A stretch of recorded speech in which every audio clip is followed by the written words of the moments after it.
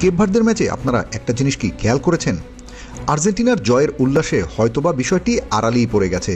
যদি এই ম্যাচটি আর্জেন্টিনা না জিতত তবে হয়তো এই বিষয়টি অনেক বড় হতে পারত, কিন্তু রোমেরো ও লিসান্দ্রোর গোলে জয় নিয়ে ফেরায় বিষয়টি আড়ালেই পড়ে যায়। আর এই আড়ালে থাকা বিষয়টির মধ্যে লুকিয়ে আছে গভীর এক ষড়যন্ত্র, যা হয়তো আপনি খালি চোখে দেখতে পাননি বা জয়ের উল্লাসে ভুলে গেছেন। কি সেই ষড়যন্ত্র, চলুন একটু খতিয়ে দেখি।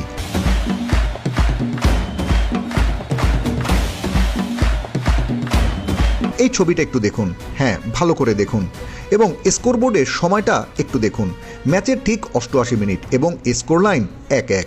এই সময়ে কেপ ভার্দের ডি বক্সে ম্যাক অ্যালিস্টার এবং কেপ ভার্দের ডিফেন্ডার বল দখলের লড়াই চালাচ্ছিল। ঠিক তখন দুজনেই লাফিয়ে উঠে হেড দেবার চেষ্টা করলে বলটি কেপ ভার্দের ডিফেন্ডারের হাতে লাগে এবং সাথে সাথে ম্যাক সহ সকল আর্জেন্টাইন খেলোয়াড়রা রেফারিকে পেনাল্টির আবেদন করেন এবং ভিএআর দেখার অনুরোধ করেন। ম্যাক তো কয়েকবার রেফারিকে হাত দিয়ে দেখাচ্ছিলেন যেটা হাতে লেগেছে, আপনি একটু ভিএআর দেখুন, কিন্তু রেফারি তা কোনোভাবেই আমলে নেননি, এমনকি ভিএআর দেখারও প্রয়োজন মনে করেন নাই। তবে কি আর্জেন্টিনাকে হঠাতে কোনো এক দল বড় পরিকল্পনায় নেমেছে? ম্যাচের এমন ক্রুশিয়াল মোমেন্টে পেনাল্টি না দেয়া এবং এমন সিদ্ধান্ত যে কোনো ডাইহার্ড আলবিসেলেস্তে সমর্থকের রক্তচাপ বাড়িয়ে দেওয়ার জন্যই যথেষ্ট। ম্যাচের ওই শেষ মুহূর্তে পেনাল্টি না দেওয়ার জন্য সোশ্যাল মিডিয়ায় চলছে শোরগোল। ভক্তরা তো বলেই ফেলেছেন, কোথায় ওই $1 মিলিয়ন ভিএআর? কেন একটা পেনাল্টি এভাবে অবলীলায় কেড়ে নেওয়া হলো? অন্তত মনিটরে গিয়ে একবার চেক করার সৌজন্যতাটুকুও তো দেখানো উচিত ছিল। রেফারি মাঠের ভেতরের পজিশন থেকে হয়তো ঠিকঠাক দেখতে পারেননি, কিন্তু স্ক্রিনের সামনে বসে থাকা থার্ড আম্পায়ারদের কাজটা কি ছিল?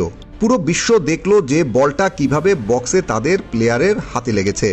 আর্জেন্টিনার প্লেয়াররা যখন পেনাল্টির আপিল করছে তখন মিনিমাম মনিটরে গিয়ে অন্তত রিপ্লেটা একবার রিচেক করা উচিত কি ছিল না? কিন্তু না, তারা যেন আগে থেকেই ডিসিশন লক করে বসেছিল যে আর্জেন্টিনার পক্ষে কোনো ডিসিশন দেয়া যাবে না।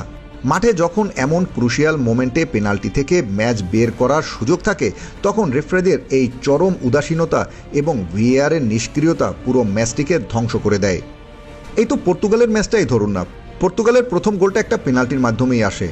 রেফারি রোনালদোর সাথে কথা বলে ভিএআর দেখতে গেলেন এবং পেনাল্টিও দিলেন, অথচ আর্জেন্টিনার বেলায় শুধু পেনাল্টি নিয়েই মাতামাতি চলে।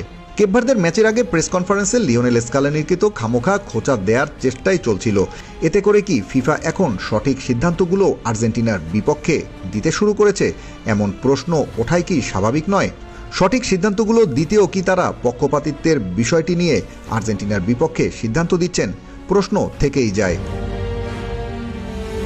যদি আমরা আইএফএবি এর হ্যান্ডবল আইনের ভেতরে ঢুকি তবে রেফারি এবং